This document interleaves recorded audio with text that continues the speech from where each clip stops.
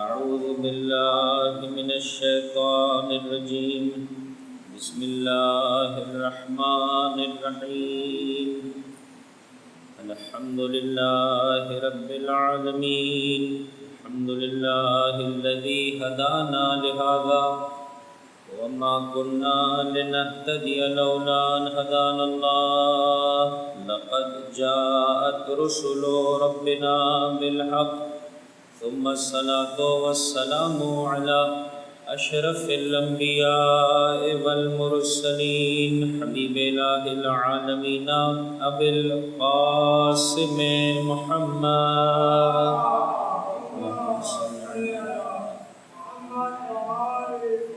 وعلى أهل بيته الطيبين الطاهرين المعصومين المظلومين وصحبه المنتجبين لا سيما بقية الله في الأرضين روحي وأرواح العالمين لتراب مقدمه الفداء واللعن الدائم على أعدائهم أجمعين. أما بعد فقد قال الله تبارك وتعالى في كتابه الكريم بسم الله الرحمن الرحيم ولا يحسبن الذين كفروا أنما نملي لهم خير لأنفسهم إنما نملي لهم ليزدادوا إثما ولهم عذاب مهين. وقال مولانا حسين بن علي عليهما الصلاة والسلام ألا وإن الداعي ابن الداعي قد ركزني بين اثنتين بين السلة والذلة وهيهات من الذلة. وقالت مولاتي زينب بنت علي بن أبي طالب عليهم السلام إذ كيدك وجهد جهدك فوالله الذي شرفنا بالوحي والانتخاب والنبوة والکتاب لا تدرک عمدنا ولا تبلغ غایتنا ولا تمحو ذکرنا. درود پڑھ دیجئے محمد اور ان کی صلی علی محمد. خدا کے متعلق شکر گزار میں مسلسل زندگی کا یہ عظیم سرمایہ میرے اور آپ کے شامل حال فرما رہا ہے. دعا گو ہیں جو اوقات اور لمحات زندگی کے باقی رہ گئے ہیں، پروردگار ان سے بہتر طریقے سے اپنی آخرت کے سجانے والوں میں ہم سب کا شمار فرمایا، اور خصوصیت سے فرش اعضاء پر آنے کی یہ جو عظیم سعادت پروردگار متعال نے مجھے اور آپ کو عطا کی ہے، انشاءاللہ وہ بیش بہا رزق، وہ زندگی گزارنے کا صحیح انداز، وہ غفلت کی نیند سے بیداری، وہ خدا کی راہ میں ولولے اور جذبے کا سفر نہیں معلوم، جو کچھ خدا کی بارگاہ سے حسین کے عزاداروں، حسین کے ماتمداروں، حسین کے ذاکروں کو رب کی بارگاہ سے نصیب ہوتا ہے. انشاءاللہ ہم سب کے شامل حال ہو سکے. دلوں کی بیداری کے لیے بلند آواز سے درود پڑھ دیں محمد اور ان کی صلی علی محمد آل محمد وعجل فرجہم. جیسے کہ مسلسل آپ کی خدمت میں عرض کیا جا رہا ہے، دین نے جو معرفت اور جو شناخت مجھے اور آپ کو بیان کی ہے، اور اس کے لیے جو اسباب اور وسائل فراہم کی ہیں، اس کے مطابق قرب خدا کے مراحل طے کرنا بہت آسان ہے، واقعاً بہت آسان ہے. تعجب نجات پا جانے والے پر نہیں ہے، تعجب ہلاک ہو جانے والے پر ہے.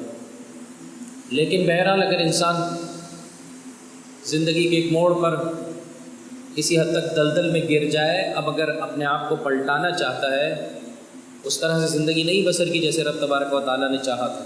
بہرحال چاہتے نہ چاہتے فطرت میں کجی آ گئی ہے. اب اگر پلٹنا چاہتا ہے تو تھوڑی سختی اسے اٹھانی پڑے گی، تھوڑی مشکلات اسے برداشت کرنی پڑے گی. دنیا میں بھی کوئی مقام اور مرتبہ چاہتا ہے تو عزیزوں کوشش کرتا ہے، پروردگار اسے مقام اور مرتبہ دیتا ہے.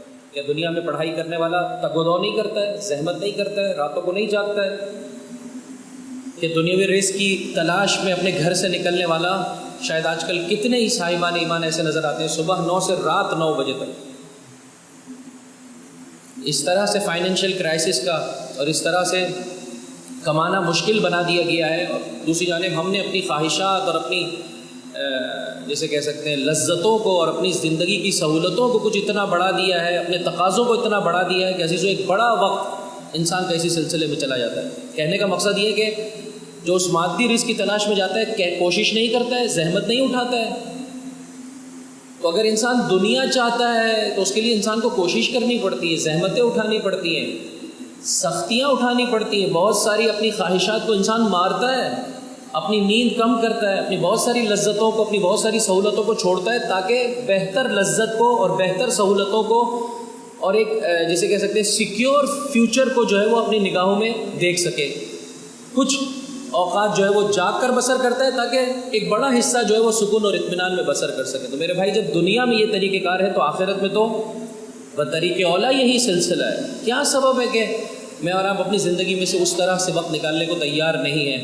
جیسے کہ میں نے مسلسل آپ کی خدمت میں عرض کیا، جب اتنی زحمتیں کرتے ہیں، اپنا وقت نکالتے ہیں، مجلس میں آ کر بیٹھنے کا شرف حاصل کرتے ہیں، تو عزیزو ایک قدم اور بڑھا لیں، اور جس مجلس میں شرکت کرتے ہیں مجلس کے بعد اس سلسلے میں غور و فکر کریں، جو کچھ ذہن کو سمجھ میں آیا ہے اسے لکھنے کی کوشش کریں، اسے ڈسکس کریں، اور آخر میں یہ سوچیں کہ میں اپنے لائف اسٹائل کو کیسے الہی طریقہ کار کے مطابق ڈھالتا چلا جاؤں۔ یاد رکھیے گا اگر انسان اللہ کی دی ہوئی معرفت کے مطابق زندگی بسر کرے تو قرآن واضح طور پر ارشاد فرماتا ہے فاذکرونی اذکرکم، تو میری یاد سے اپنے دل کو منور کر دے، دیکھ تیرا رب تجھے کس طرح سے یاد رکھتا ہے، قدم قدم پر تیرا رب اور اس کی رحمت خاصہ تیرے شامل حال ہوگی، اس کی حجتیں انسان کو کس طرح سے یاد رکھتی ہیں۔ عزیزو واقعاً اگر تھوڑا احساس کیجئے اس بات کو، اگر میں اور آپ اچھے طریقے سے زندگی بسر کریں تو ابھی مومن اس دنیا میں نہیں آتا ہے کہ حجت خدا اسے یاد کر رہی ہوتی ہے، اور اگر اس دنیا سے چلا جائے تو اس کے جانے کے بعد بھی اسے یاد کیا جاتا ہے۔ دونوں کے لیے مثالیں آپ کی خدمت میں پیش کرنا چاہتا ہوں۔ ایک بلند آواز سے درود پڑھ دیں محمد اور ان کی آل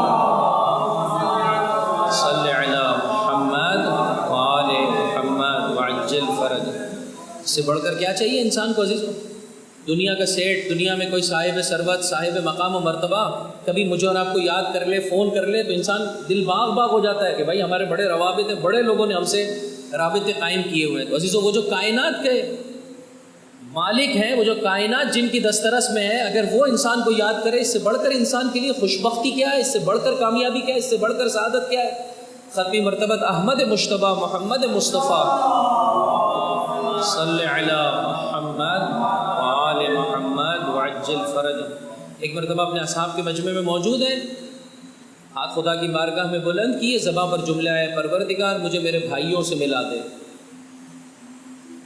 2 مرتبہ فرمایا پروردگار مجھے میرے بولیے بھائیوں سے ملا دے۔ ماشاءاللہ آواز آپ کی بہت اچھی خاصی ہے، بہرحال الحمدللہ۔ اے پروردگار مجھے میرے بھائیوں سے ملا دے۔ اصحاب نے تڑپ کے کہا مگر ہم آپ کے بھائی نہیں ہیں؟ کہا نہیں، تم میرے اصحاب ہو۔ میرے بھائی کون ہیں؟ وہ ہیں کہ جو آخری زمانے میں آئیں گے، جنہوں نے مجھے نہیں دیکھا ہوگا لیکن مجھ پر ایمان لائیں گے، اور ابھی وہ دنیا، توجہ چاہتا ہوں، ابھی وہ دنیا میں نہیں آئے ہیں کہ رب تبارک و تعالیٰ نے مجھے ان کی معرفت دے دی ہے۔ تو عزیزو ایک خدا کے مطابق زندگی بسر کرنے والا، اللہ کا رسول، اس دنیا میں پروردگار کا تامل اختیار نمائندہ اس کے اس دنیا میں آنے سے پہلے اسے یاد کر رہا، لیکن اس کی صفت بھی پھر بیان کی، وہ دین کے مطابق زندگی بسر کرنے میں اتنے اٹینٹیو ہیں، اتنے سنجیدہ ہیں، اتنی شدت کے ساتھ اور سختیاں دین کے راستے میں اٹھاتے ہیں۔ کیا ایک شخص ایک انگارہ آگ کا ہاتھ میں لے کر سختی اٹھاتا ہو؟ کبھی آگ کا انگارہ ہاتھ میں لیں تھوڑی دیر کے لیے، پتہ چلے گا ایک ذرا سی آگ کی ذرا سی دیر کے لیے انسان کے ہاتھ میں انسان برداشت نہیں کر پاتا، اس سے زیادہ سختیاں دین کے راستے میں اٹھاتے ہیں۔ یہی سبب ہے کیسا بھی فتنے کا زمانہ ہو، کیسا بھی سختی کا زمانہ ہو، کیسا ہی امتحان کا زمانہ ہو، کیسے ہی زمانے کے نشیب و فراز ہو، وہ اللہ کی ہدایت کے چراغ کو جلائے ہوئے ہوتے ہیں، اور اسی چراغ میں نہ صرف خود صراط مستقیم پر چل رہے ہوتے ہیں بلکہ معاشرے کے بھی رہنمائی کے اسباب کی فراہمی کر رہے ہوتے ہیں۔ بلند آواز سے درود پڑھ دیں محمد اور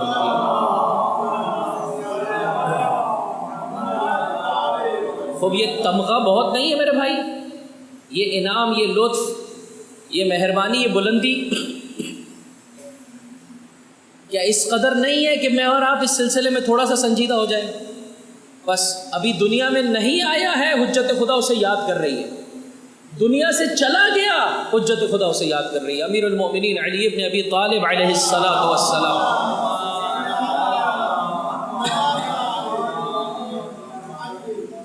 ظاہراً آپ کی شہادت سے کوئی 10 دن پہلے کا یہ واقعہ ہے۔ اپنے گھروں کو زینت دیجئے قرآن کریم سے، قرآن کریم کے ترجموں سے، مختلف چھوٹی بہت موٹی شروحات سے، اور اللہ نے اگر آپ کو استطاعت دی ہے انشاءاللہ کہ شوق بھی آپ کو عطا کرے گا، تو تفسیر نمونہ سے اپنے گھروں کو مزین کیجیے۔ اسی طرح سے میرے بھائی کتاب شریف نہج البلاغہ اور کتاب صحیفہ کاملہ بھی آپ کی زندگی کا حصہ ہونا چاہیے۔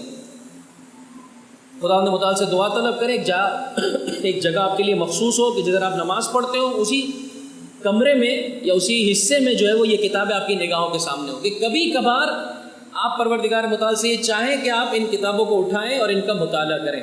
دیکھیں اگر آپ کو موقع ملے تو جا کر نہج البلاغہ کے ترجمے کو دیکھیے گا۔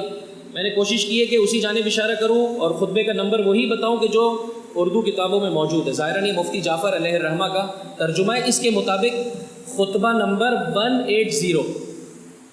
امام کی شہادت میں تقریباً محسوس ہی ہوتا ہے کہ 10 دن کے بعد امام کی شہادت رونما ہو گئی، اسی مہینے میں امام کی شہادت رونما ہو گئی۔ اپنے چاہنے والوں کو میرا مولا یاد کر رہا ہے۔ امیر شام کے فتنے کو دیکھ کر، اس کی دغل بازیوں کو دیکھ کر، حقوق اللہ اور حقوق الناس کی پامالیوں کو دیکھ کر، اور پھر وہ جو امام کے زیر سایہ زندگی بسر کر رہے ہیں میرے مولا کی حکومت کے زیر سایہ۔ فقط حکومت کے زیر سایہ آ جانا تو شیعہ نہیں بنا دیتا، انسان کو وہ واقعی محب نہیں بنا دیتا۔ نام کے علی کے حکومت کے زیر سایہ زندگی بسر کر رہے ہیں، لیکن کس طرح سے میرے مولا کو اذیت پہنچائی، جیسے میں نے کہا تھا۔ اور پھر اشارہ کر دوں، دیکھیے گا آپ جا کر نہج البلاغہ کو اٹھا کے دیکھیے گا کتنے ہی خطبے ایسے ہیں جن میں ان لوگوں کی نسبت سے امام نے ناراضگی کا اظہار کیا ہے اور اللہ کی بارگاہ میں بد دعا کی ہے، پروردگار اب مجھے ان کے درمیان سے اٹھا لے۔ لیکن جو واقعی شیعہ ہیں، واقعی محب ہیں، ان کو میرا مولا کس طرح سے یاد کر رہا ہے۔ فرماتے ہیں این اخوانی الذین، غور کریں، اللہ کے رسول ابھی نہیں آئے ہیں، فرماتے ہیں کہاں ہیں میرے بھائی۔ مولا کائنات اس دنیا سے علی کا صحیح چاہنے والا اور صحیح پیروکار اس دنیا سے چلا گیا، اب علی یاد کر رہے ہیں، فرما رہے ہیں این اخوانی الذین، کہاں ہیں میرے وہ بھائی کہ جو راستے پر چلے اور حق کے مطابق انہوں نے زندگی بسر کی۔ اور پھر 3 شخصیات کا نام لیا، کہاں ہے عمار، کہاں ہے ابن تیہان، کہ اپنے طور پر تھوڑا مطالعہ کیجیے عزیزوں، میں ان شخصیات پر رکوں گا تو اپنے موضوع سے جو ہے وہ دور ہو جاؤں گا۔ کہاں ہے ذو الشہادتین خزیمہ ابن ثابت۔ اور پھر ایک ایک کر کے عزیزوں، قبل اس کے امام کی واقعاً کیفیت بہت متغیر تھی۔ روایتوں میں کہ اپنی داڑھی پر آپ نے ہاتھ مارا، فاطال البکا، اور میرے مولا نے بہت دیر تک گریہ کیا۔ پھر اس کے بعد اپنے ان بھائیوں کی صفات کو بیان کیا، کہاں ہیں میرے وہ بھائی جنہوں نے قرآن کی تلاوت کی اور قرآن کی تعلیمات کو اپنی نگاہوں میں مضبوطی سے سنبھال لیا، سجا لیا اپنی نگاہوں میں۔ یہ پہلی ان کی صفت ہے۔ 2 وَتَدَبَّرُ الْفَرْضَ فَأَقَامُوا، اللہ کے واجبات میں غور و فکر کیا، جو میں مسلسل آپ سے کہتا ہوں کہ مجلس کے بعد لکھیں، غور و فکر کریں، دوسروں سے ڈسکس کریں کہ ہمارے معاشرے میں یہ امر ناپید ہے، نہیں پائے جاتے عزیزوں ایسے لوگ۔ اور میں نے مسلسل آپ کی خدمت میں عرض کیا، اس کی بہترین مثال ہر انسان خود اپنا امتحان لے لے۔ اتنی مجلسوں میں شرکت کے بعد ہے کیا اس وقت میرے پاس؟ دین مجھ سے کس بات کا تقاضا کرتا ہے، مجھے کیسی زندگی بسر کرنی ہے؟ فرمایا تدبر الفرض، واجبات میں غور و فکر کرتے ہیں اور پھر اس کے نافذ کرنے کا، اس کے قائم کرنے کے اسباب کی فراہمی کرتے ہیں، سنتیں خدا اور رسول کا احیاء کرتے ہیں، بدعتوں کو ختم کرتے چلے جاتے ہیں۔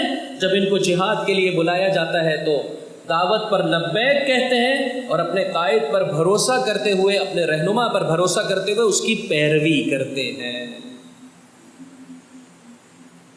پھر آخر میں میرا مولا بلند آواز سے فرماتا ہے الجہاد الجہاد عباد اللہ، اللہ کے بندو آؤ جہاد کے لیے آگے بڑھو، میں کل کے دن میں اللہ کی راہ میں نکل رہا ہوں۔ کہ آپ دیکھ سکتے ہیں اسی خطبے کے آخر میں فرمایا کہ مولا سید الشہداء کے ہاتھوں 10,000 کی فوج اور دیگر اصحاب کے ہاتھوں 10,000 10,000 کی فوج کو میرے مولا نے آمادہ کیا، چاہتے ہیں امیر شام کا فتنہ ختم کرنے کا، اور اسی رمضان المبارک کے جو ہے وہ آخری عشرے میں میرے مولا کی شہادت رونما ہو گئی۔ عزیزو، تو اگر میں اور آپ خدا کی دی ہوئی معرفت کے مطابق زندگی بسر کریں، ابھی تک کی تقریر کا خلاصہ، اگر میں اور آپ خدا کے بتائے ہوئے طریقے کے مطابق زندگی بسر کریں تو عزیزو 2 اہم ترین گفٹ ملتے ہیں۔ خدا کس طرح سے یاد کرتا ہے؟ نہیں آئے ہیں اس دنیا میں، ساتھ دیجئے میرا، نہیں آئے اس دنیا میں، حجت خدا یاد کر رہی ہے کہاں ہے میرے بھائی۔ چلے جائیں گے اس دنیا سے، حجت خدا یاد رکھے گی کہاں ہے میرے وہ بھائی کہ جنہوں نے اچھے طریقے سے دین مبین اسلام کے مطابق زندگی بسر کی۔ کیا چیز چاہیے لیکن اس کے لیے؟ بولیے کیا چیز چاہیے؟ محنت، زحمت، کوشش، غور و فکر، عمل، جیسے ہمارے بزرگوار بیان کر رہے ہیں۔ اپنے لائف اسٹائل کو بدلنا، گناہ میری زندگی سے ختم ہو جائے، واجبات میری زندگی میں مستحبات میری زندگی میں بڑھتے چلے جائیں عزیزوں. یاد رکھیے گا غیبت کبریٰ کا یہ زمانہ، ہر زمانہ ہی سخت ہے عزیزوں، لیکن یہ زمانہ بہت ساری سختیوں کو اپنے ہمراہ لیے ہوئے. سپریم اتھارٹی اس وقت ہماری نگاہوں سے اوجھل ہے. زمانے کا امام پردہ غیب میں ہے ہمارے اپنے گناہوں کے سبب سے.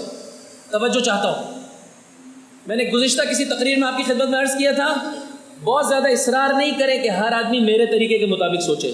اس بات پر اصرار کریں کہ ہر آدمی اچھے طریقے سے سوچے. جیسے آپ کہتے ہیں بیٹا مریض ہو گیا، ٹھیک ہے، فلاں صاحب کے پاس لے کے چلے گئے، فلاں ڈاکٹر کے پاس. کسی نے پوچھا بھائی اس ڈاکٹر کے پاس کیوں چلے گئے؟ کیا گلی کے نکڑ پہ تھا نا اس لیے چلے گئے. اب یہ ڈاکٹر کا انتخاب کی جو روش اختیار کی گئی یہ صحیح تھی؟ بولیے صحیح ہے؟ فقط اس خاطر کہ چونکہ گلی کے نکڑ پہ ڈاکٹر کا جو ہے وہ مطب تھا، کلینک تھا، تو اس لیے ہم ادھر چلے گئے. ارے بھائی آپ اپنے جسم کے معاملے میں اتنے نان سیریس ہیں، آپ تھوڑا سا تو معلومات کرتے ہیں. ہر چیز کا ایک طریقہ کار ہوتا ہے. آپ ایک دودھ لینا چاہتے ہیں عزیزو، پھل فروٹ لینا چاہتے ہیں، 4 دکانیں انسان چیک کرتا ہے. کیوں بعض دودھ کی دکانوں پہ اتنا رش ہے اور بعض دودھ کی دکانوں پہ مکھیاں بن بنا رہی ہیں؟ اس لیے کہ وہ اچھا دودھ دیتا ہے. تو عزیزو دنیا میں انسان اتنا غور و فکر کرے اور آخرت کے سلسلے میں غور و فکر نہ کرے، مخصوصاً غیبت کے زمانے میں کہ جس میں ڈفرینس آف اوپینین ہے. سپریم اتھارٹی نے جن ہستیوں کو میرے اور آپ کے لیے حجت قرار دیا ہے ان میں ڈفرینس آف اوپینین پایا جاتا ہے. اب ادھر کتنا انسان کو سنجیدہ ہونا پڑے گا. دوسرا ایک اہم ترین پرابلم جو ہر زمانے میں رہا ہے کہ کج فکر افراد، کوتاہ فکر افراد، حب دنیا کے مرض میں مبتلا افراد لوگوں کو دین سے دور کر رہے ہوتے ہیں. وہ جس کو خود ہی دین نہیں آتا وہ لوگوں کو کیا دیندار بنائے گا؟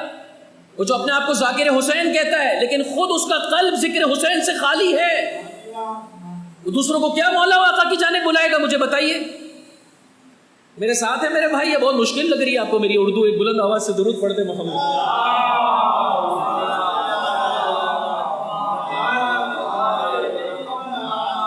ایک جگہ پر ایک صاحب مجھ سے کہنے لگے مولانا صاحب تھوڑی سی اگر ہو سکے تو ذرا آسان گفتگو ہو جائے تو بڑا کیا اچھا رہے گا. میں نے کہا بھائی پرابلم کدھر ہے؟ اردو سمجھ میں نہیں آ رہی یا باتیں بہت زیادہ دل و دماغ کو جو ہے نا وہ ڈسٹرب کر رہی ہے؟ اگر آپ آسان چاہتے ہیں میرے بھائی یہ عمل بجا لا، جنت تیرے قدموں میں. مجلس تو نے برپا کر لی، انشاءاللہ جنت یہ لیجیے اپنے ہاتھوں میں جنت کا جو ہے وہ پاسپورٹ، خدا حافظ جیسی زندگی. تو عزیزوں بہرحال مجھے اور آپ کو تھوڑا سوچنا پڑے گا کہ پرابلم کدھر ہے. کیوں ہم اس قسم کی گفتگو توجہ سے سن بھی نہیں پا رہے ہوتے چبر اسد کے اس پر غور و فکر کر پائیں؟ کہیں نہ کہیں پرابلم ہے. میں نے کہا غیبت کبریٰ کے زمانے میں آپ سے کہتا ہوں لکھیں، آپ نہیں لکھتے. 3 پرابلم ہے. ایک غیبت کبریٰ کا زمانہ ہے، سپریم اتھارٹی نہیں ہے، بس جن کو انہوں نے حجت بنایا ہے مراجع کرام، مجتہدین اعظام، رہبران اعظام، ان کے مابین ڈفرینس آف اوپینین پایا جاتا ہے. بس اور سنجیدہ ہونا چاہیے. 2 ہر زمانے میں کچھ کوتاہ فکر افراد عالم کے نام پر علم کی جانب بلانے والے، حب دنیا کے مرض میں مبتلا ہونے والے افراد موجود ہوتے ہیں. حب دنیا کے مرض میں مبتلا ہے، پڑھا صحیح ہے لیکن صحیح دین کی تشہیر نہیں کرے گا، حقیقت کو چھپائے گا. اس لیے کہ اگر حقیقت بولے گا تو کون اس کی مجلس میں آئے گا؟ وہ بولے کہ جو لوگوں کو پسند ہے. میرا عشرہ ضائع نہ ہونے پائے، آئندہ سال کا عشرہ بک ہو جائے میرے لیے، ٹھیک ہے. مجھ جیسا خطیب جس کو کوئی اس لحاظ سے جو ہے وہ بہرحال جہاں پڑھتا ہے تو اس کے بعد دعاؤں میں یاد رکھیے گا آئندہ سال پھر کوئی اور جگہ ڈھونڈتا ہے، اس کو کوئی ٹینشن نہیں ہے. توجہ چاہتا ہوں. بس ایک آدمی نے کم پڑھا ہے اور زیادہ علم دینا چاہتا ہے، ایک آدمی کی خود فہم میں کجی پائی جاتی ہے، وہ لوگوں کو کیا بلائے گا؟ اور ایک آدمی حب دنیا کے مرض میں مبتلا ہے. ساتھ ہے میرے عزیزوں، یہ دوسرا مسئلہ، اہم ترین مسئلہ ہے. بلند آواز سے درود پڑھ دے محمد اور ان کی آل. اور تیسری طرف سے شیطان کے مسلسل وسوسے. یہ مسلسل شیطان کوشش کرتا ہے کہ کسی طرح سے لوگوں کی فکر کو الہی فکر سے ہٹا دے. دین کا ایسی تصویر دکھاتا ہے کہ جس دین پر عمل کرنے سے ان انسی اور جنی شیطانوں کو کوئی پرابلم نہ ہو. غیبت کبریٰ کا زمانہ 1، اپنوں کے ہاتھوں تکلیف 2، غیر مسلسل صراط مستقیم کے راستے میں روڑے اٹکا رہا ہے، رکاوٹیں کھڑی کر رہا ہے. آج 2 رکاوٹوں کا ذکر کرنا چاہتا ہوں اسی ضمن میں شہزادی کے اس خطبے کا. اور شہزادی کے اس بیان کا بھی ذکر آ جائے گا جو دربار ابن زیاد میں دیا ہے. انشاءاللہ دلوں کی بیداری کے لیے ایک بلند آواز سے درود پڑھ دے محمد اور ان کی آل صلی علی محمد. پہلا شبہ عزیزوں جو مسلسل شیطان جو ہے وہ میرا اور آپ کے وجود میں ڈال رہا ہوتا ہے, ایمان کافی ہے, عمل تو نے جیسا تیسا بھی کر لیا, کوئی مشکل نہیں, ہاں مجلس برپا کر لی بس تجھ بہشتی ہے, اللہ پر اس کی پاک و پاکیزہ حجتوں پر تیرا ایمان ہو گیا بس بہشت تیرے لیے, عمل جیسا بھی ہو. ساتھ دیجیے گا عزیزوں میرا, عمل جیسا بھی ہو. جبکہ گزشتہ کل کی تقریر میں, اس سے پہلے والی تقریر میں نے آپ سے کہا تھا, تھوڑا غور کیجیے گا اس جملے پر, معرفت, علم, یقین کسی کمال کا میں چاہوں نہ چاہوں اس کمال کی طرف مجھے جھکاتا ہے اور اسے اپنانے کی طرف مجھے بلاتا ہے. یعنی علم اور معرفت عمل اس کے ساتھ جڑا ہوا ہے, چپکا ہوا ہے. آپ دنیا میں لے لیجئے, آپ کو پتا چلا جیب میں پیسے ہیں, آپ کو پتا چلا بھائی یہ زمین کا ٹکڑا یہ صاحب بہت جلدی میں ہے, اس کو ضرورت ہے پیسے کی, سستے داموں بیچ رہا ہے. کس چیز کی معرفت ملی آپ کو؟ بولیے, کمال کی معرفت. دل جھکا, میرے پاس پیسے بھی ہیں خرید لوں, لیکن نہیں آپ کھڑے ہو کے کہیں سبحان اللہ بھائی کیا بات ہے, بھائی کیا بات ہے بھائی, آپ 10 روپے کی شے 6 روپے میں بیچ رہے ہیں اور دوسرا آ کے خرید کے لے جائے. لوگ کہیں گے بھائی تمہاری مت ماری گئی ہے, ابھی کیا کر رہے ہو میرے بھائی. عزیزو میں اور آپ دین میں ایسے ہی کرتے ہیں. کیا بات ہے میرے مولا کی سخاوت کی, کیا بات ہے میرے آقا کی شجاعت کی, کیا بات ہے میرے مولا کی فصاحت و بلاغت کی, سبحان اللہ سبحان اللہ. ادھر جو ہے وہ بخیل بھی ہے, ادھر ڈرپوک بھی ہے. تو عزیزو اگر انسان معرفت حاصل کرتے کسی کمال کی تو جھکتا ہے, تڑپتا ہے, دوڑتا ہے. کیسے ہو سکتا ہے ایمان عمل سے جدا ہو؟ عمل ایمان کی نشاندہی کرتا ہے, ایمان کے لیول کو بیان کرتا ہے. بس زباناً یہ بولنا بہت آسان ہے, میرا مولا پر ایمان ہے, عمل جیسا بھی ہوگا. نہیں عزیزو, عمل بتاتا ہے کہ میں کتنا علی والا ہوں اور میرے مولا پر ایمان کے سلسلے میں کس مقام پر کھڑا ہوں. اگر جھوٹ ہے, مکر ہے, فریب ہے, دھوکہ دہی ہے, آنکھیں اپنی مرضی کے مطابق چلتی ہیں, کان اپنے مرضی کے مطابق ہے, تو یہ کیسے امیر المومنین کا چاہنے والا ہے؟ فقط اسٹیمپ لگا لینے سے, کالے کپڑے پہن لینے سے تو عزیزو انسان حسینی نہیں ہو جاتا میرے بھائی, حسینی نہیں ہو جاتا. اور واضح طور پر قرآن بیان کر رہا ہے, میں ادھر رکنا نہیں چاہتا, ان اکرمکم عند اللہ اتقاکم, تم میں خدا کی بارگاہ میں مکرم کون ہے؟ جو صاحب تقوی ہو. روایت واضح طور پہ کہتی ہے لا تنال ولایتنا الا بالورع والا بالعمل. دیکھو ہماری ولایت, ہماری زیر سرپرستی نہیں آ سکتے, ہمارا قرب نہیں پا سکتے مگر یہ کہ اپنے کردار میں تبدیلی لاؤ. ایک شخص آیا چھٹے امام جعفر صادق علیہ السلام, آ کر کہنے لگا مولا یہ جملہ میں نے کہیں سے سنا ہے. اب تھوڑا اضافہ میرا ہے تاکہ آپ تھوڑا سا زیادہ توجہ کے ساتھ سن سکیں. مولا یہ اڑتی اڑتی سنی ایک بات بڑی اچھی لگی, میں نے کہا ذرا آپ کی خدمت میں پیش کر دوں. کیا سنی ہے میرے بھائی تو نے؟ کہا مولا آپ نے ایسے فرمایا ہے اذا عرفت فاعمل ما شئت. جو اپنے ساتھ کاپی پین لائیں اس کو لکھ لیں, اتنی عربی بھی لکھیں, خود عربی لکھیں گے نا تو آپ کو پتہ چلے گا کہ عربی کتنی جگہوں پر میں اور آپ غلط لکھ رہے ہوتے ہیں. اذا عرفت فاعمل ما شئت, ترجمہ کیجئے. کرے آسان ہے. اذا عرفت عرفان معرفت سے نکلا ہے. اذا عرفت جب تو نے ہمیں پہچان لیا, ہماری معرفت کو اپنے دل میں جگہ دے دی, فاعمل ما شئت, تو جو چاہے عمل کر. خوبصورت ہے نا میرے بھائی, ہاں پریشان کیوں ہے؟ خوبصورت ہے یار, حدیث بڑی مزیدار ہے. ہاں جو چاہے کرنا ہے کر. ہم موجود ہیں, نہیں ہوتا ہے علاقے کے کسی بڑے سے آدمی کا رابطہ ہو, بیٹا کوئی مسئلہ نہیں ہے, یہ لے گاڑی جیسا چلانا چاہتا ہے چلا, ہم ہے نا, کوئی مسئلہ نہیں ہے, جو سگنل توڑنا ہے توڑ. اب یہ اضافہ ہمارا ہے. مولا کی خدمت میں آ کے کہنے لگا مولا یہ آپ نے فرمایا؟ امام نے کہا جی ہم نے فرمایا. اب میرے جیسا ہوتا تو کہتا بہت شکریہ مولا, دعاؤں میں یاد رکھیے گا, انشاءاللہ کوئی پرابلم ہوئی تو انشاءاللہ رابطہ کر لوں گا میں آپ سے. لیکن یہ مجھ سے بہتر تھا, آگے بڑھ کر کہنے لگا مولا جیسے میں نے ادھر اضافہ کیا, بس ہر سگنل توڑ سکتا ہوں, رانگ روڈ پر جا سکتا ہوں, ہاں دوسری گاڑی کو اس طرح سے پریشان کروں کہ اس کا ایکسیڈنٹ ہو جائے, کر سکتا ہوں. دین کی زبان میں کہنے لگا بس مولا شراب پی سکتا ہوں, زنا کر سکتا ہوں. امام نے فرمایا انا للہ و انا الیہ راجعون. ہم نے اس جملے کو فقط رکھ دیا مصائب کے لیے. کیسی بات کر رہا ہے میرے بھائی, اس کی تو ہمیں اجازت نہیں ہے, ہم تجھے کیسے دے سکتے ہیں اجازت؟ تو مولا پھر یہ حدیث کیا کہہ رہی ہے؟ آپ نے تو اتنا دل خوش کر دیا تھا میرا کہ اگر ہمیں جان لیا جو چاہے کرنا ہے کر. کہا سن, یہ حدیث یہ کہہ رہی ہے اب جب کہ تو نے ہمیں جان لیا, جو بھی تو عمل بجا لائے گا, چاہے وہ تھوڑی نیکی ہو چاہے وہ زیادہ نیکی ہو, خدا کی بارگاہ میں قبول ہو جائے گی.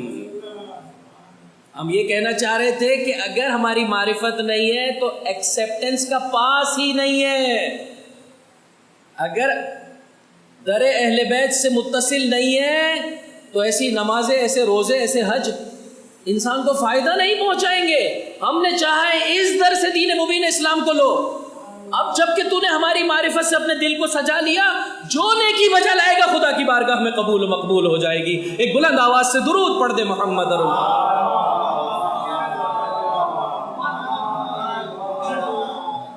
کیسی ہے مزیدار حدیث نہیں ہے میرے بھائی؟ کیوں اتنا پریشان سے لگ رہے میرے بھائی؟ بتائیے حدیث کا معنی کیا ہوا؟ اذا عرفت فاعمل ما شئت, جب ہمیں جان لیا جو عمل بجا لانا ہے بجا لا. کیا مطلب؟ اچھائی میں سے جو عمل بجا لانا ہے بجا لا, خدا کی بارگاہ میں قبول ہو جائے گا. اگر ہماری معرفت نہیں ہے تو کوئی عمل بھی تیرا خدا کی بارگاہ میں قبول نہیں ہے. آیت اللہ سیستانی سے ان کی جو عربی سائٹ ہے, عزیزوں مراجع کرام سے, رہبران نظام سے اپنا رابطہ مستحکم کیجیے. ان کی عربی سائٹ پر یہ سوال موجود ہے کہ یہ جو حدیث ہے کہ جو شخص روئے سید الشہداء پر یا رونے کی شکل بنائے, وجبت لہ الجنہ, جنت اس کے لیے واجب ہے. پوچھا گیا آیت اللہ سے کہ اس حدیث کا معنی کیا ہے. عزیزوں ایک مقام پر آ کر آیت اللہ سیستانی کی جانب سے یہ جواب دیا گیا کہ کہیں اس حدیث سے کوئی یہ معنی نہ لے لے کہ وہ جان بوجھ کر واجبات چھوڑے گا اور محرمات کو بجا لائے گا تو بھی جنت اس کے لیے واجب ہے. اور یہ معنی آپ نے کیسے لے لیا جبکہ قرآن کی آیتوں میں واضح طور پر گناہوں کی نسبت سے اتنے عظیم عذاب کا ذکر کیا گیا ہے. اور ایک مقام پر پھر فرماتے ہیں, تڑپ کے انسان کہے کہ پھر یہ حدیث کیا کہہ رہی ہے؟ کہا یہ حدیث یہ کہہ رہی ہے کہ اگر انسان, توجہ چاہتا ہوں, ایک بلند آواز سے درود پڑھ دے محمد اور ان کی آل.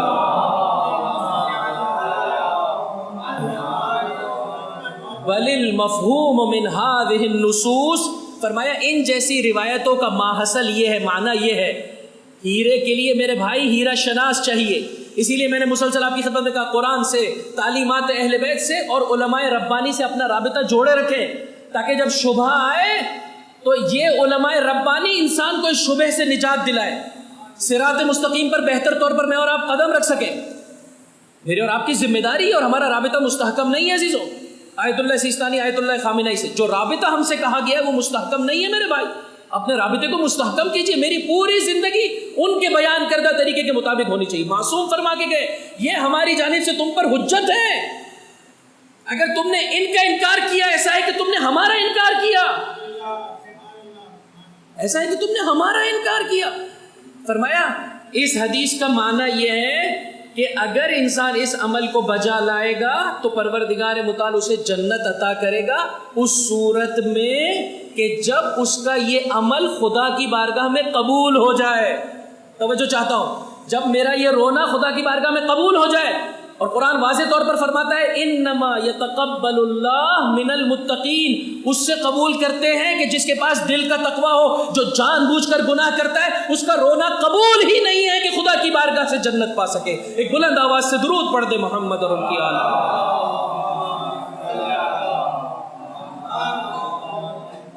وہ کرے مانا پس حدیث کا من بکا او تباکا علی الحسین وجبت لہ الجنہ, مانا کرے جو روئے اور یہ رونا اس کے دل کو پگھلا دے, ہٹ دھرمی اس کے وجود میں سے ختم ہو جائے. مولا نماز قضا ہو گئی, غلطی ہو گئی, معافی کا طلبگار, شفاعت اس کے لیے ہے. بڑے سے بڑا گناہ ہو جائے, حر بن جا, واپس پلٹا. مولا آزاد ہونا چاہتا ہوں, کتنا بڑا ہی گناہ کیوں نہ کیا ہو تجھے دلدل سے نجات دے دی جائے گی. لیکن اگر ہٹ دھرمی پر اتر آئے گا, جان بوجھ کر گناہ کرے گا, میں نے تو مولا پر رو لیا, میری آنکھ جو بھی دیکھے, مقدس رشتوں کی پامالی کرے گا، آہستہ آہستہ در توبہ اپنے ہاتھ سے اپنے آپ پر بند کر رہا ہے انسان۔ اور یاد رکھنا، اگر ایک مرتبہ دل پر مہر لگ جائے، یہ ایسا ہی ہے کہ انسان دلدل میں اتنا ڈوب جائے کہ بعض علماء معرفت یہ بیان کرتے ہیں کہ اس موقع پر انسان چاہتا ہے نکلنا، لیکن خود اپنے آپ کو اس طرح سے ڈبو دیا ہے نہیں باہر آ سکتا۔ اس دن سے پہلے اپنے آپ کو بچا لیجیے۔ دوسرا شبہ، اور یہ شبہ بنی امیہ نے کثرت سے پھیلایا تاکہ اپنے دامن پر موجود خون حسین کے داغ کے دھبوں کو مٹا سکے، اور وہ کیا ہے شبہ؟ انسان اپنے کاموں میں مختار، بولیے، انسان اپنے کاموں کی بجاوری میں مختار نہیں ہے۔ سارا اختیار کس کا ہے؟ بولیے بلند آواز سے، سارا اختیار کس کا ہے؟ اللہ کا۔ یاد کریں بہلول دانا کے اس واقعے کو کہ جب ایک موصوف اس طرح سے کہہ رہے تھے کہ مجھے رسول کے نواسے کی یہ باتیں، ہاں مجھے امام جعفر صادق علیہ الصلوۃ والسلام،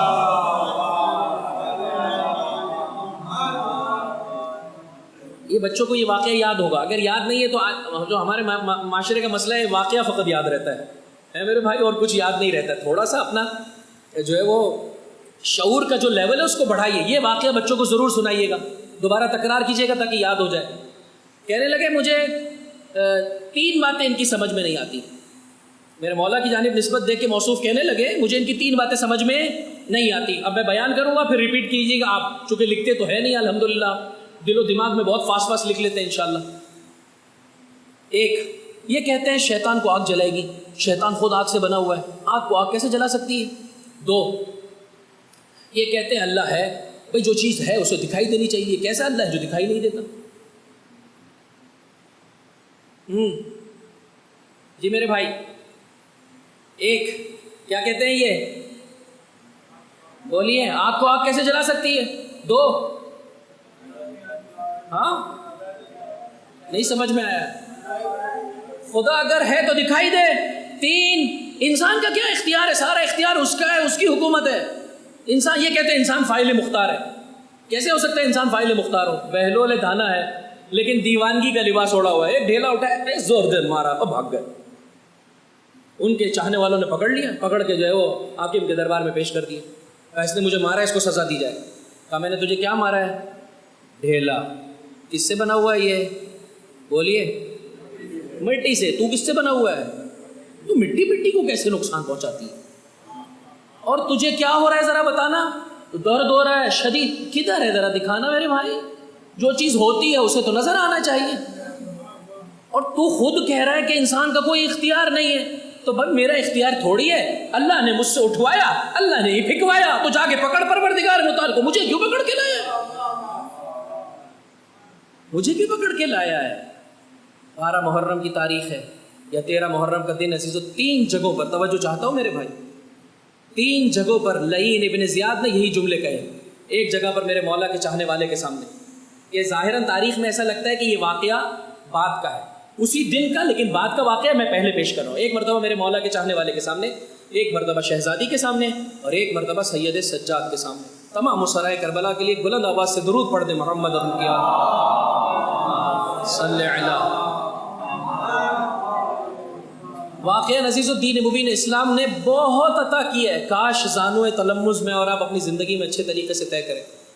بہت سارے جوابات ہیں، توحید افعالی کی بحث کو جا کر پڑھیے، بڑی خوبصورت بحث ہے، بہت ساری قرآن کی آیتیں بھی آپ کو سمجھ میں آنے لگیں گی، لیکن میں فقط بچوں کے لیے آسان طریقہ کار سے اس بات کو پیش کرنا چاہتا ہوں کہ بھائی ہے کیا سلسلہ۔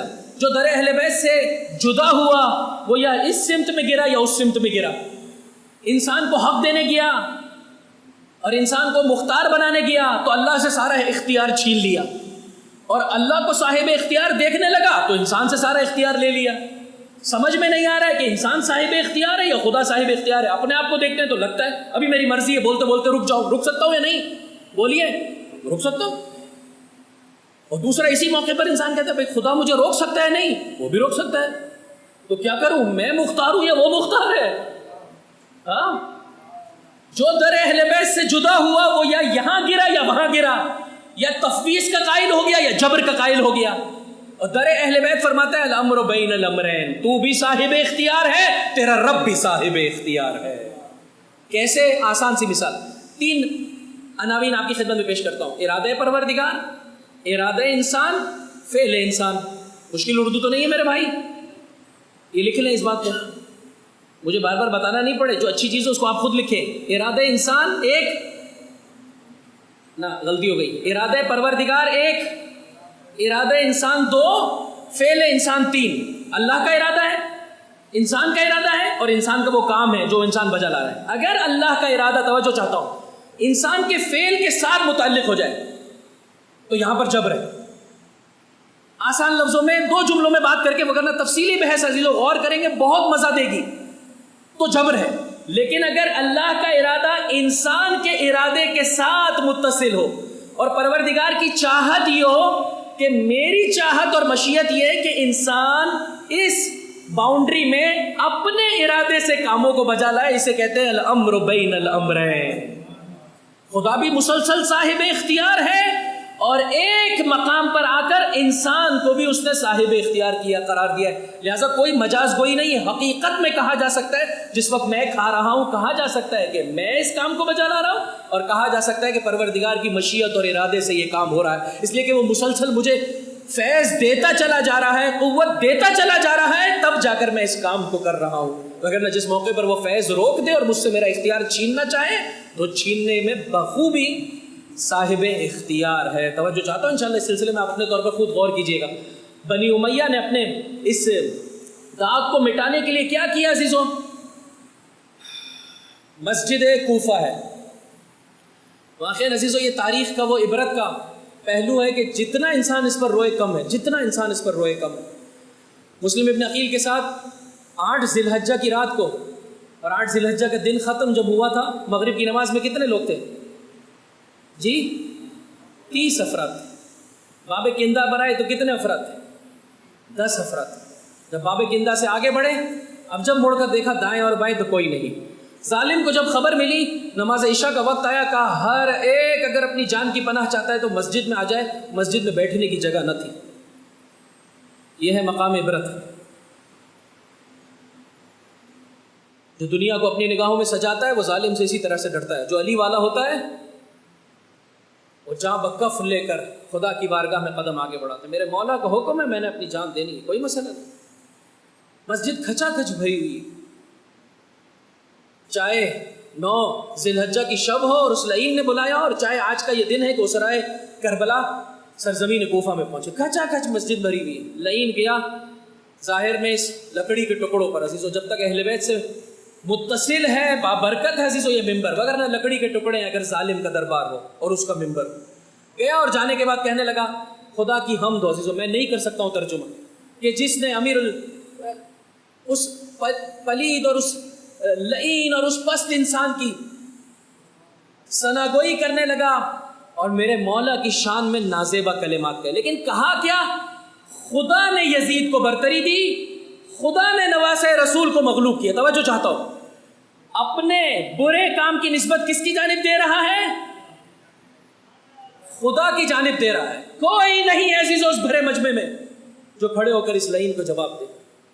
مانگو پروردگار سے، آنکھوں کو پاک رکھیں گے، کانوں کو پاک رکھیں گے عزیزو، اچھا سنیں گے، اچھا دیکھیں گے. کل کو پروردگار متعال مجھے اور آپ کو اس قابل بنائے گا کہ اچھا بولیے، اچھا بول پائیں گے. جیسے آج معاشرے کی کیفیت ہے، دیکھتے اچھا نہیں ہے، سنتے اچھا نہیں ہے. ندیتاً زبان پر کیا ہے؟ جھوٹ ہے، غیبت ہے، تمسخر ہے، تہمت ہے. آپس میں کتنی جھوٹی باتوں پر ہم ایک دوسرے سے جدا ہے.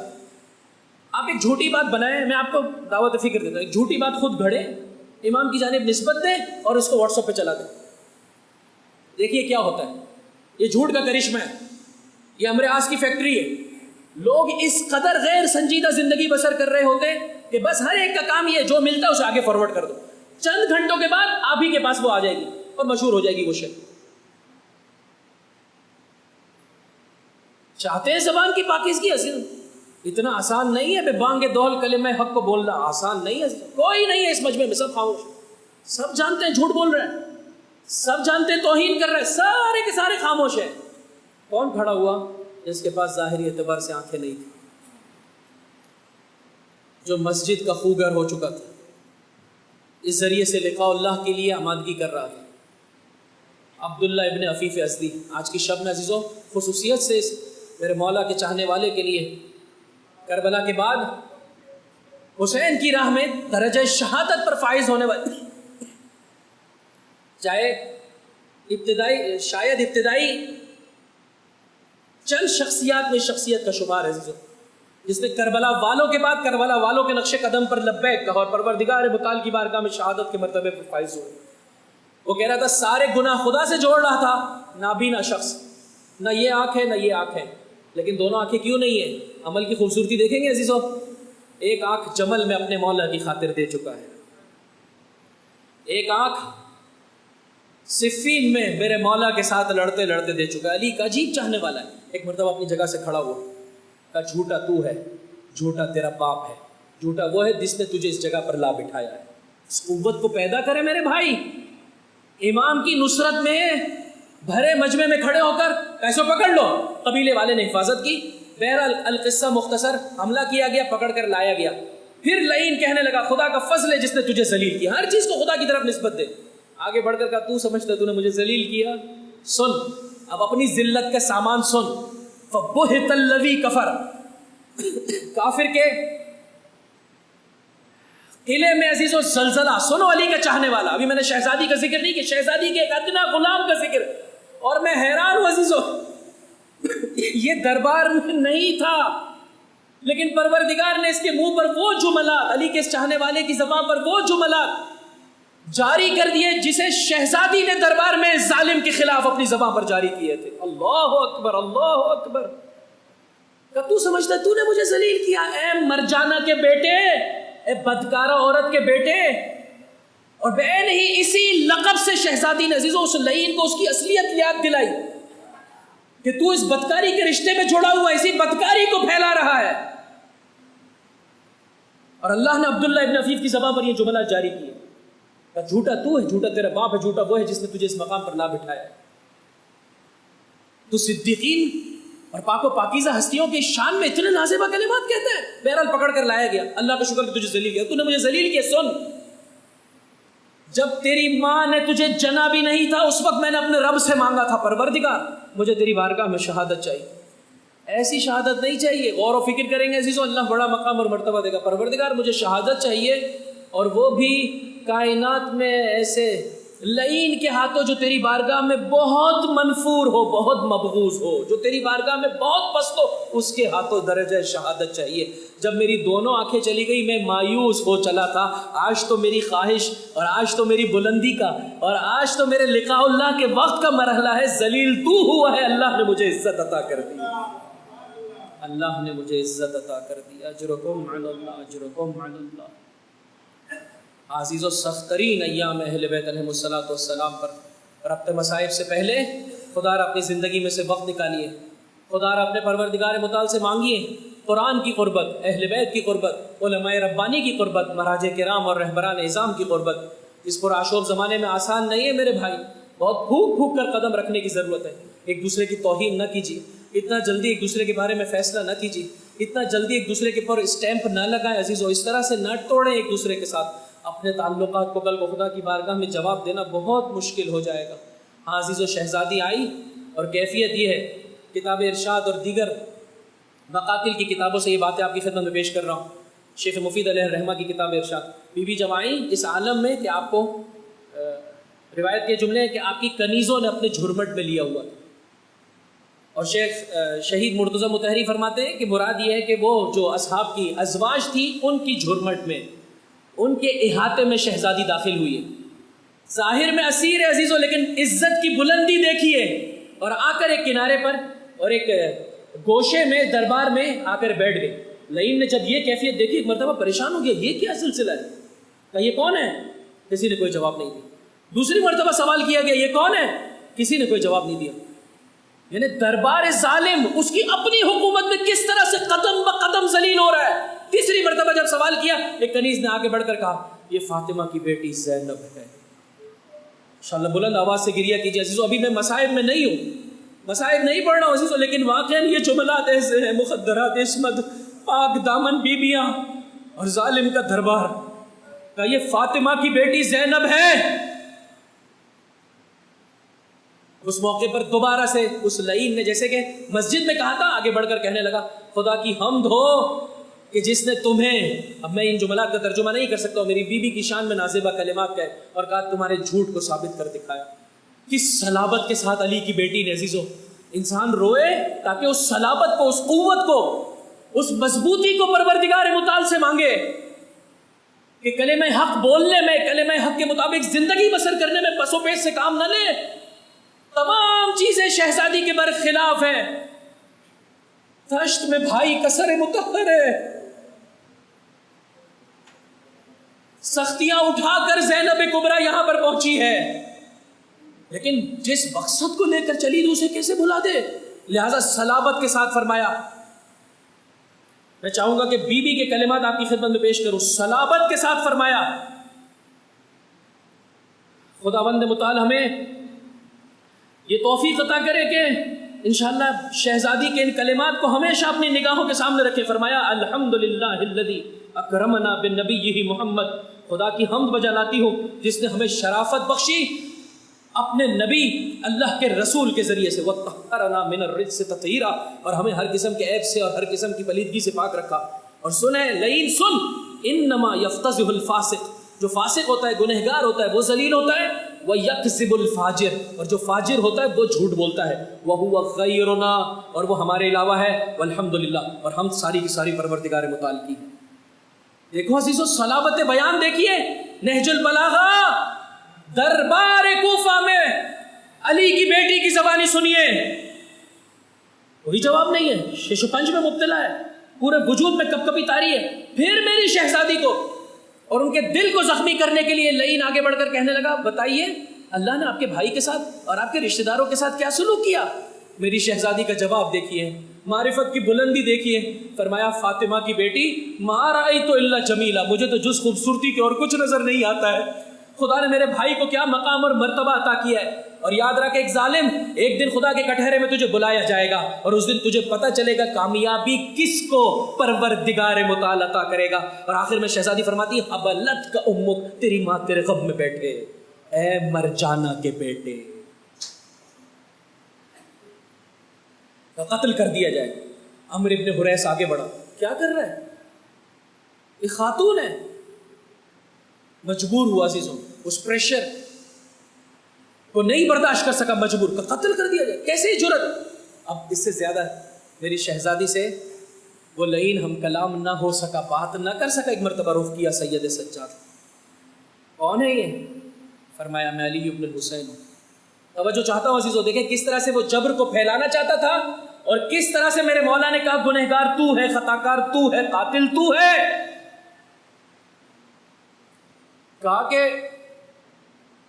علی ابن الحسین کو تو اللہ نے، توجہ چاہتا ہوں، علی ابن الحسین کو تو اللہ نے قتل کر دیا ہے کربلا میں، معاذ اللہ۔ اب ان جملات کو میں اس لیے آپ کی خدمت میں پیش کرنا چاہتا ہوں، غور کیجیے عزیزو، خداوند متعال سے مانگیے کہ میں اور آپ اپنی زندگی کو ایسے بنا سکے جیسے پروردگار متعال کا میرا اور آپ سے تقاضا ہے۔ فرمایا کیا اللہ نے ان کا قتل نہیں کر دیا تھا؟ امام نے فرمایا قد کان علی اخون، میرا ایک بھائی ہے جس کا نام بھی علی تھا اور جسے لوگوں نے قتل کیا ہے۔ وہ لعین پھر آگے بڑھ کے کہنے لگا نہیں نہیں اللہ نے مارا ہے۔ امام نے کہا اللہ روح قبض کرتا ہے، در واقع اس بات کی طرف بیان کیا اللہ روح قبض کرتا ہے لیکن مارنے والا تو ہے، تو اس دھبے کو نہیں مٹا سکتا ہے۔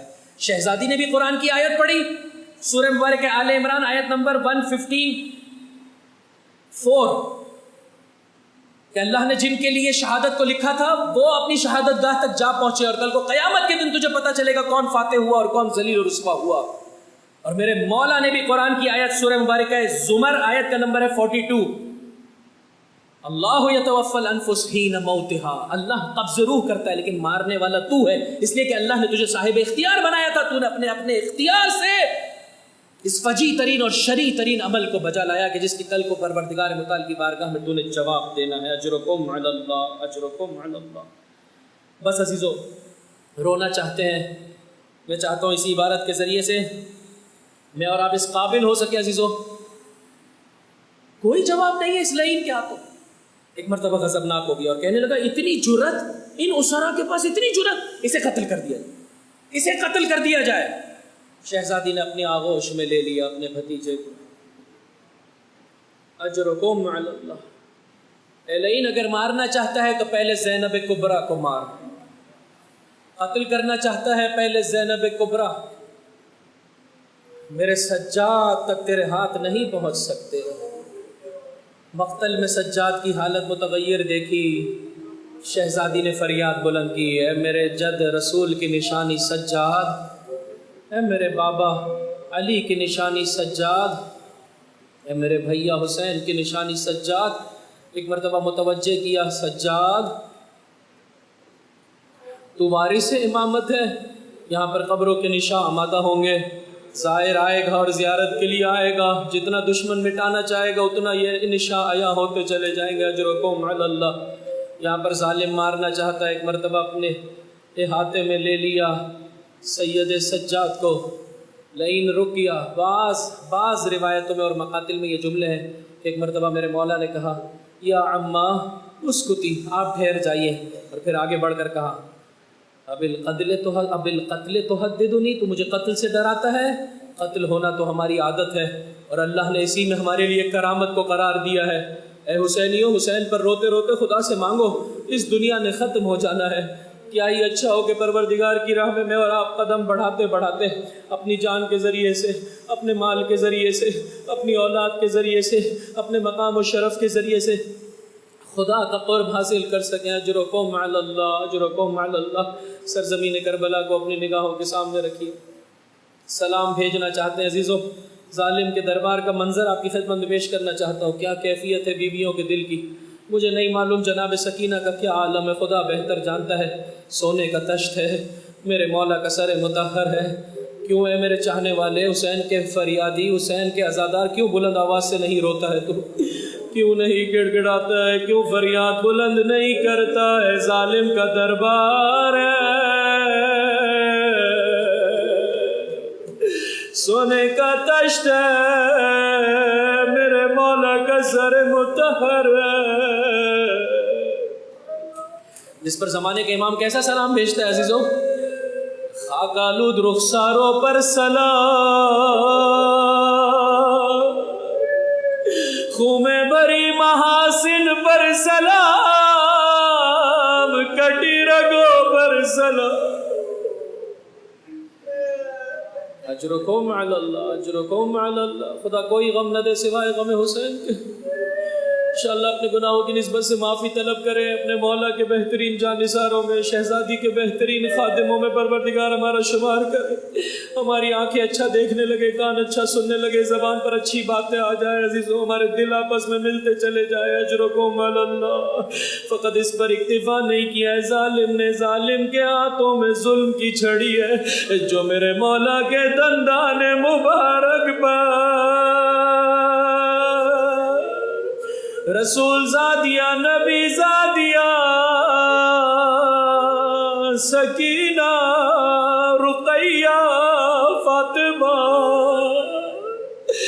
بابا کو کیسے سلام بھیج رہی ہوں گی عزیز, آؤ اسی طرح سے میں اور آپ سلام بھیجیں. السلام علیک یا ابا عبداللہ وعلی الارواح التي حلت بفنائے, علیک منی سلام اللہ ابدا. سب میرے ساتھ مل کر عزیزو, آخری مرتبہ کربلا کی زیارت کب نصیب ہوئی ہے, نہیں مانگو گے خدا سے, پروردگار متعال سے مانگو عزیزو. ایک مومن آیا مجلس کے بعد اور کہنے لگا, مجھے ابھی تک زیارت نصیب نہیں ہوئی ہے. میں نے کہا, میرے بھائی یہ تیری روتی آنکھیں, خدا بند متعال آسمان تلے چلا جا, دور سے ہی اپنے مولا کو سلام بھیجے گا, تیری زیارت قبول ہے. خدا اس ذریعے سے تجھے آزمانا چاہتا ہے. مانگو عزیزو, علیک منی سلام اللہ ابدا ما بقیت وبقی اللیل والنہار ولا جعلہ اللہ آخر العہد منی لزیارت کو. اس طرح سے سلام کرنے کی کوشش کرے جیسے جناب سکینہ نے سلام کیا. السلام علی الحسین. بابا تجھ پر ظالم چھڑی چلائے سکینہ کیسے دیکھ پائے. السلام علی الحسین وعلی علی ابن الحسین وعلی اولاد الحسین وعلی اصحاب الحسین. ایک موقع پر ایک صحابی کھڑا ہوا اپنی جگہ پر. زید ابن ارقم کی آواز بلند ہوئی اے لعین اپنی چھڑی ہٹا لے. میں نے کئی مرتبہ اللہ کے رسول کو ان لبوں کے بوسے لیتے دیکھا ہے. اجرکم علی اللہ. عزیزو معافی طلب کرنے آئے ہیں. میں چاہتا ہوں آج آپ کی خدمت میں حضرت جون کی جہاد کا ذکر کروں اور انشاءاللہ صدق دل سے معافی طلب کریں. پروردگار متعال ہم سب کو شہزادی کے بہترین جانثاروں میں سے، بہترین خادموں میں سے، بہترین مدد کرنے والوں میں سے قرار دے. ایک مرتبہ عزیزو غلام ہے، سیاہ فام غلام ہے، امام کی خدمت میں آیا، مولا مجھے رن میں جانے کی اجازت چاہیے. میں اور آپ بھی تو مانگتے ہیں نا عزیزو اس پر آشوب زمانے میں، اے میرے زمانے کے امام مجھے خدمت چاہیے، میں آپ کی راہ میں کام آ سکوں، میری جان کام آ سکے، میرا مال کام آ سکے، میری اولاد کام آ سکے، میں گناہوں کے دلدل سے باہر نکل آؤں. عزیزو چلو جناب جون کی سیرت پر چلو. امام نے فرمایا جا بہت تو نے ہماری غلامی کی، جا تو ہم نے تجھے آزاد کیا. تڑپ کے کہنے لگا مولا یہ نمک حلالی نہیں ہے کہ جب آقا کے یہاں خوشی کے ایام و غلام ساتھ دے اور جب آقا کے یہاں سختی آئے تو غلام ساتھ چھوڑ بیٹھے. جب دیکھا امام اجازت نہیں دیتے ہیں اپنے آپ کو امام کے قدموں میں گرایا. اے زینب کبریٰ کے چاہنے والے تنہائی میں سجدے کے عالم میں خدا سے مانگ جس طرح سے جون نے مانگا. اور تڑپ کے کہنے لگے آقا قبول کرتا ہوں میری رنگت سیاہ ہے، آقا قبول کرتا ہوں مجھ سے بو آتی ہے، آقا قبول کرتا ہوں میرا حسب و نسب معروف نہیں ہے، لیکن اس وقت تک آپ کے قدموں کو نہیں چھوڑوں گا جب تک کہ میرا خون آپ کے پاکیزہ خون سے جانا ملے. جب اس معرفت سے مانگا فرمایا جاؤ جون خدا حافظ. جہاد جون مکمل ہوا، میرا مولا لاش جون پر پہنچا، فاطمہ کے لال کے ہاتھ خدا کی بارگاہ میں بلند ہوئے. آج کی شب میں سر سجدے میں رکھ کر پروردگار متعال کے حضور اسی طرح سے مانگو اے میرے پروردگار قبول کرتا ہوں گناہ کے سبب میرے دل کی رنگت سیاہ ہو گئی ہے، مجھ سے بو آتی ہے، لیکن اس وقت تک تڑپتا رہوں گا جب تک مجھے میرے مولا کی نوکری تو عطا نہ کر دے. اور وہ جملات میرا زمانے کا امام میرے لیے خدا کی بارگاہ میں تقاضا کر لے جیسے حسین ابن علی نے تقاضا کیا. کیا کہا؟ ہاں خدا کی بارگاہ میں بلند کی زبان پر جملہ ہے اللہم بیض وجہ.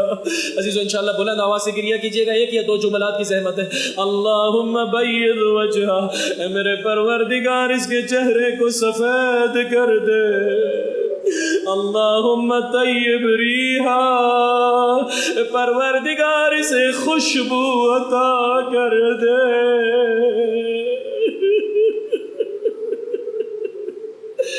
اللہم احشرہ مع الابرار، اسے نیکوکاروں کے ساتھ مشہور فرما.